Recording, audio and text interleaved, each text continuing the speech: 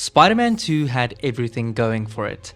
A follow-up to one of the very best Spider-Man games ever made, a development team that became a household name overnight, and an idea for a sequel that got the whole Spider-Man fandom insanely hyped. Play as two Spider-Men and fight none other than Venom himself. This could be for Insomniac Games what Arkham City was for Rocksteady Studios. A sequel to the very successful Arkham Asylum that not only elevated everything from the first game, but wrapped all these innovations in a story so good that it would end up surpassing its predecessor in every conceivable way. Spider-Man 2 is not Arkham City, not even close. It's a game with incredible jaw-dropping highs, but also some very devastating lows. So now, one full year later, and with the PC release date revealed for January 30th, an official confirmation from Insomniac Games that no further story expansion or DLC is planned, I think it's a great time to look at the highs of Spider-Man 2, the lows of Spider-Man 2, and whether or not Spider-Man 2 actually lived up to the legacy of the first game. This is Spider-Man 2 1 year later.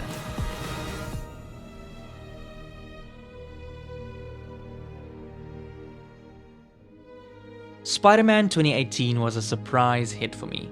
I had no hype going into it, merely due to the fact that we had a series of disappointing Spider-Man games that released before it. But after playing it, I can with confidence say it's my favorite Spider-Man game. The action felt fresh, this rendition of New York City was stunning, and the story hit emotional highs I really wasn't expecting. Yes, I cried at the end. I walked away from Spider-Man 2018 with one thought: I can't wait for the sequel. And I wasn't alone. Spider-Man 2018 sold like crazy, reviewed super well, and speculation of what the next game could be started the day after the first released. Fast forward 3 years and one great Miles Morales game later, and the sequel was finally announced at the PlayStation Showcase on the 9th of September 2021. And let's just say, the hype? Well, it was wild. Peter Parker and Miles Morales teaming up to fight not only Kraven the Hunter, but arguably the most popular Spider-Man villain of all time, Venom. The sequel's potential after that reveal hit stratospheric highs. Then on the 24th of May 2023, almost 2 full years after the first reveal trailer, we got our first gameplay reveal, and I, along with 30 million other viewers, were absolutely blown away. This reveal had everything. It came out swinging, no pun intended, with Peter Parker wearing the iconic symbiote suit, fighting and speaking in a way that seemed aggressive and violent. They showcased the new web wings and the insane speed with which you could now traverse the city, and finally confirmed that you would indeed be able to play as both Peter and Miles. The most important takeaway from the gameplay trailer, at least for me, was the story implications. Peter was clearly losing himself due to the symbiote suit, which in and of itself was a great starting point to get people genuinely excited for where the story could possibly go. Peter and Miles could potentially fight. The darker tone also suggested that Kraven would pose a significant challenge to our heroes, and the fact that they would still somehow work Venom in? Yeah, this story was shaping up to be incredible. Now, there was some healthy skepticism as well, many people referring to Sam Raimi's trilogy of Spider-Man films as an example. Sam Raimi's Spider-Man 2 is heavily regarded as one of the greatest superhero films ever made due to its tightly crafted narrative, excellent villain, and the incredible depiction of Peter Parker's inner struggle. But its sequel, Spider-Man 3, wasn't nearly as well received. Despite having some great moments, the movie felt a bit too bloated and Venom felt like an afterthought. Now, the fear with Insomniac's Spider-Man 2 was that it could go either way. It could be perfect, or it could be bloated. Only time would tell, but it was clear that the sequel was going to be ambitious. Then on the 20th of October 2023, the game finally released, to critical acclaim. So why, despite earning the Platinum Trophy, replaying the game multiple times, and essentially seeing 100% of everything this game has to offer, why do I still feel let down? Well, I think I finally figured it out. The weight of a sequel to something successful can never be overstated. Everyone wants a sequel to something they loved until it ruins everything you loved about the first. Now, Spider-Man 2 by no means ruined Spider-Man 1 for me, but it sure did make me miss it. I love a sequel as much as the next guy, especially when it's done well, and I really wanted Spider-Man 2 to not only be good, but better than the first. The thing that truly breaks my heart is that it isn't. In fact, in some areas I think it's a lot worse than the first. And so with that being said, I want to make it clear that I don't think this is a bad game. Far from it, but for everything Spider-Man 2 does well in the story, gameplay, and even the side content, it also does something really bad. It's a mixed bag of a game that I simultaneously love and also wish was better. This game does deserve some genuine praise though. In order to do that properly, I need to touch on some spoilers. So this is your first and final warning. So let's start with the highs of Spider-Man 2. The Traversal. From towering skyscrapers to the now accessible suburbs of Queens and the bustling streets of Brooklyn, Spider-Man 2 looks like $1,000,000. A genuine standout has to be the way in which you can now traverse the city. One word when I think of the sequel is speed. You go fast in this game. From the amazing new slingshot ability where you essentially slingshot yourself from the ground to achieve incredible distance and velocity, to the new web wings that you can use in tunnels to keep yourself flying for longer. It is just so fun to traverse this rendition of New York City. I'll also say the biggest upgrade going from Spider-Man 1 to Spider-Man 2 has to be its traversal. It's just so much more fluid, the animations are sleek and varied, the world is a genuine joy to traverse, and it has to be the only game I keep installed just to go for a quick swing. I've heard some complaints about the web wings making swinging essentially useless and less fun, and I wholeheartedly disagree with this point. I feel like it's an overall positive addition that makes the traversal in the city way more fun and engaging. I love that I can combo together a swing and then a dive and then open my wings to grab a wind gust a mere few inches from the ground. It's all in service of one thing, making you feel like Spider-Man in New York City. I would also advise you go into your settings and turn down the swing assistant so that you feel like you have a little bit more control over the way that Peter or Miles is swinging. I also love the additions to more webbing abilities. Shooting your web between 2 points now essentially creates a walkable line that opens up so many more possibilities in stealth and makes general player expression and role-playing a lot more engaging. The visuals and the performances. Spider-Man 2 looks fantastic. The cutscenes look great with strong creative direction that genuinely gave me goosebumps multiple times. The scene where Peter first encounters the symbiote, or when Miles sees Martin Lee for the first time since his father's death. The emotional moments in this game really do hit you like a ton of bricks because the animation work and performances are so strong, and I'd argue even a step up from Spider-Man 1. Kraven. Now before I get to the gripes I have with the story, I just want to say that I actually think this has to be the greatest rendition of Kraven and Venom I have ever seen. Kraven is so intimidating. The way his only prerogative in life is to find his equal or match makes him a character not afraid of dying. Not afraid to risk everything to ultimately, and in his mind, hopefully, die. The way the story sets him up is so intriguing. He begins hunting and killing foes we fought in Spider-Man 1. And given our context with fighting those villains in the previous games, we realize just how difficult that must have been, which makes Kraven all the more intimidating. And when his attention shifts to Spider-Man and eventually Venom, that's when the story hits some amazing highs. The battle between Venom and Kraven is probably one of the highlights of the game, and the way in which Kraven meets his end has to be one of the most shocking and satisfying character deaths I have ever seen. And I think that brings me neatly to my next point. Venom. This Venom is terrifying, gross, and ultimately the best Venom I've ever seen in any piece of Spidey media. The voice acting by Tony Todd is superb as he gives just the right amount of evil and over-the-top malicious intent to every perfectly delivered line. You are genuinely afraid of this Venom, as you should be. There are no jokes, just solid horrific intent. This Venom is truly evil and serves as a great counter and match to Kraven. When these two finally meet, it's like worlds colliding because the whole game you are told to fear Kraven.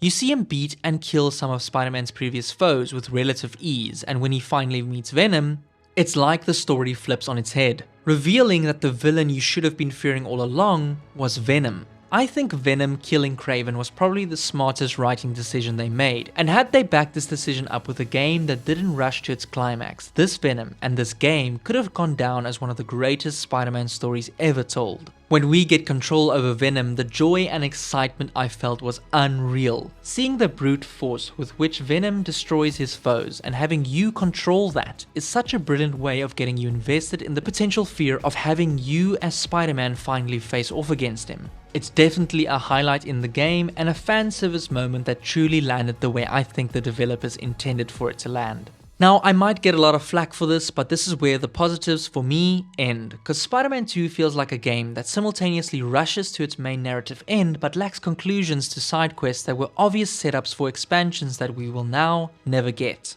Leaving Spider-Man 2 in this weird grey area of being the game that could have been. So with all that being said, let's start with the lows of Spider-Man 2. The story. I think sequels should be earned and we won't do it unless the script is better than the first one. Now that is a quote by American writer Jerry Spinelli, and I think that's the philosophy every sequel should follow.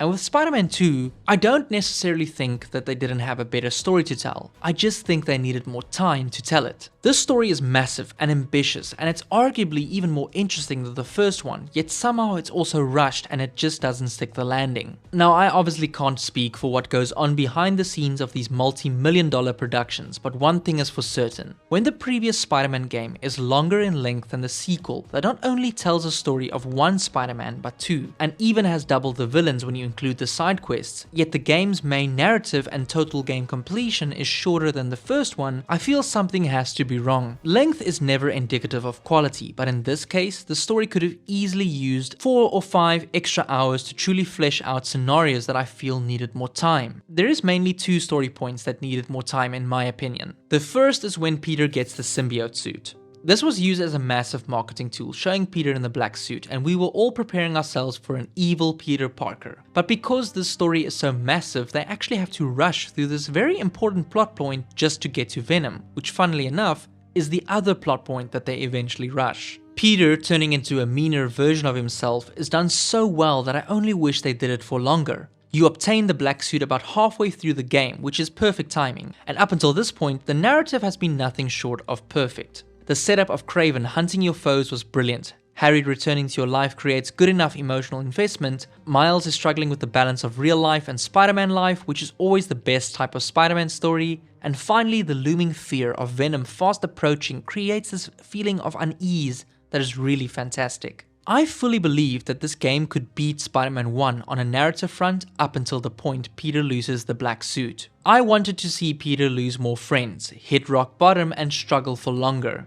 Everyone around Peter figures out how to help him way too quickly, and we don't truly get that rock bottom moment that feels earned like when Aunt May dies in the first game. The whole conflict is over so quickly, literally in a matter of 4 to 5 main story missions. Peter is just back to normal. Sure, the battle between Miles and Peter is one of the very best in the game, and the scene where Peter is hunting Mary Jane is terrifyingly great, but getting there is simply not earned. I keep thinking of how long Spider-Man 1 built up to the reveal of the Sinister Six. And then how they didn't try to rush the climax. You felt the hopelessness of that situation for a good long while before finally figuring out how to fix it. And I think that's what separates a good Spider-Man story from a great one. Peter Parker and Miles Morales need to feel that all hope is lost, and you as a player need to experience that with them.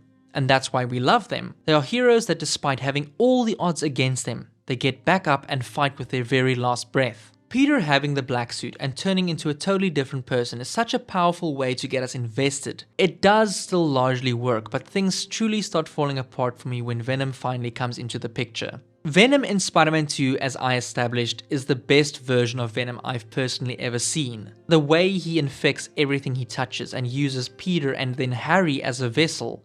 It's brilliant stuff, albeit a bit predictable. My main problem is that in a matter of ±2 story missions, the entire New York City is infested with Venom's symbiote nests. And then in a matter of ±3 additional story missions, the entire New York City is saved again. It's no over-exaggeration to say that the story took a massive nosedive here. It grew way too big for its own good, and don't even get me started on that terrible anti-Venom suit. In Spider-Man 2, it feels like Peter is getting lucky most of the time. It's almost never due to Peter's ingenuity or wit alone that anything gets better, and you could even argue that Peter doesn't even face any serious consequences for his actions while being controlled by the symbiote. The moment he returns to normal, everyone also never brings it up again.